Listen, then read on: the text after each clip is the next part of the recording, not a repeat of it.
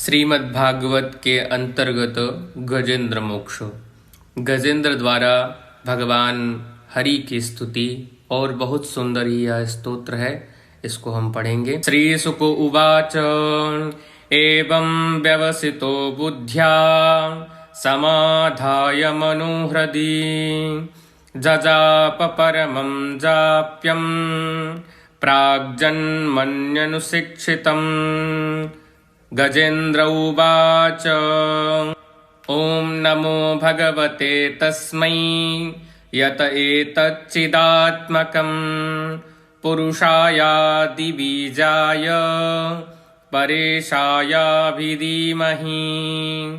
यस्मिन्निदं यतश्चेदं येनेदं य इदं स्वयं योऽस्मात् परस्माच्च परस् तं प्रपद्ये स्वयंभुवम्। यः स्वात्मनीदं निजमाययार्पितं क्वचिद्विभातं क्वच तत्तिरोहितम् अवेद्धदृक्साक्षुभयं तदीक्षते स आत्ममूलो बतु मां परात्परः। कालेन पञ्चत्वमिते सुकृत्स्नसो लोकेषु पालेषु च सर्वहेतुषु तमस्तदासीद्गहनं गभीरं यस्तस्य पारे विभिराजते विभुः। न यस्य देवा ऋषयः पदं विदुर्जन्तुः पुनः कोर्हति गन्तुमीर्तुं। यथा नटस्याकृतिभिर्विचेष्टतो दुरत्ययानुः क्रमणः समावतु। दृदृक्षवो यस्य पदं सुमङ्गलं विमुक्तसङ्गा मुनयः सुसाधवः चरन्त्यलोकव्रतमव्रलम्बने भूतात्मभूता सुहृदः समे गति। न विद्यते यस्य च जन्म कर्म वा न नामरूपे गुणदोष एव वा। तथापि लोकाप्ययसम्भवाय यः स्वमायया तान्यनुकालमृक्षति। तस्मै नमः परेशाय ब्रह्मणेऽनन्तशक्तये अरूपायोरुरूपाय नम आश्चर्यकर्मणे। नम आत्मप्रदीपाय साक्षिणे परमात्मने। नमो गिरां विदूराय मनसश्चेतसामपि सत्त्वेन प्रतिलभ्याय नैष्कर्मेण विपश्चिता। नमः कैवल्यनाथाय निर्वाणसुखसंविदे। नमः शान्ताय घोराय मूढाय गुणधर्मिणे। निर्विशेषाय साम्याय नमो ज्ञानघनाय च। क्षेत्रज्ञाय नमस्तुभ्यं सर्वाध्यक्षाय साक्षिणे। पुरुषायात्ममूलाय मूलप्रकृतये नमः। सर्वेन्द्रियगुणदृष्टे सर्वप्रत्ययहेतवे असताक्षाय योक्ताय सदाभासाय ते नमः।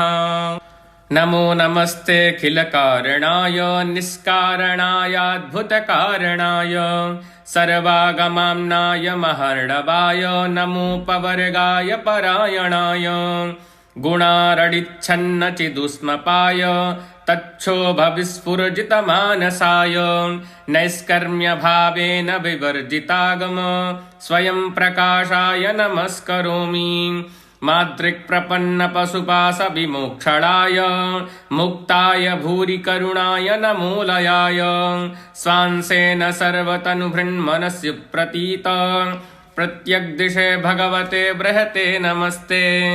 आत्मात्मजाप्तग्रहवित्तजनेषु शक्तैर्दुष्प्रापणाय गुणसङ्गविवर्जिताय मुक्तात्मभिः स्वहृदये परिभाविताय ज्ञानात्मने भगवते नम ईश्वराय।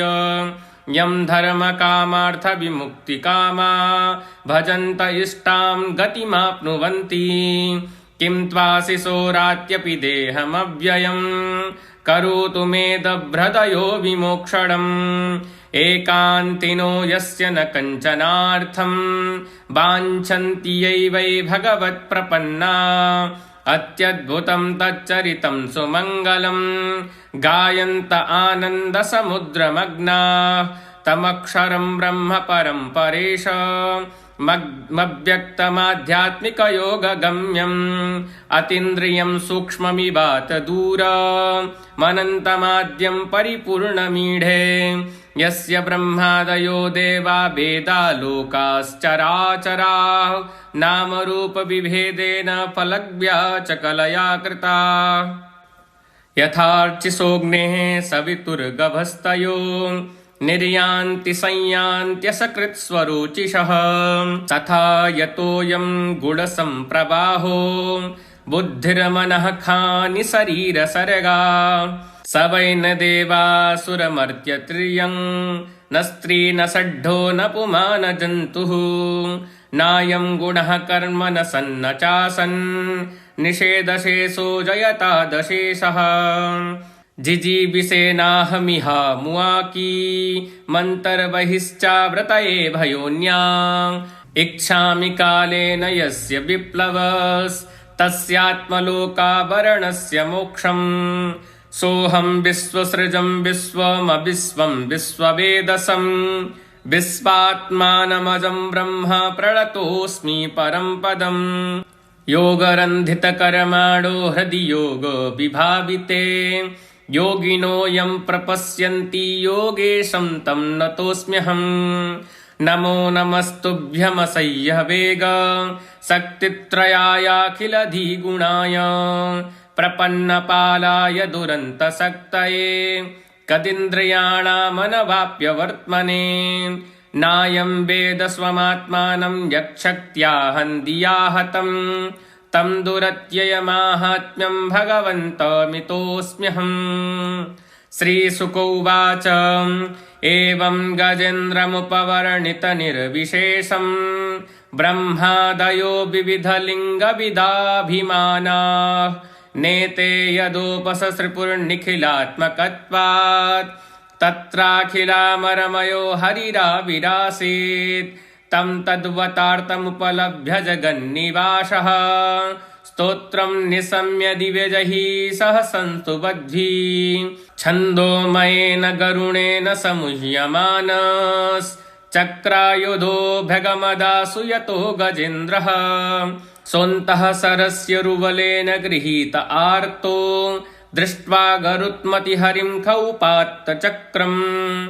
उक्षिप्य सान्भुजकरं गृहमाह कृक्षान् नारायणाखिलगुरो भगवन्नमस्ते। तं वीक्ष्य सहसावतीर्य सग्राहमाशु सरसः कृपयोज्जहार। ग्राहाद्विपाटितमुखादरिणा गजेन्द्रं सम्पश्यतां हरिरमुमुच दुःश्रियाणाम्। इति गजेन्द्रमोक्षं सम्पूर्णम्।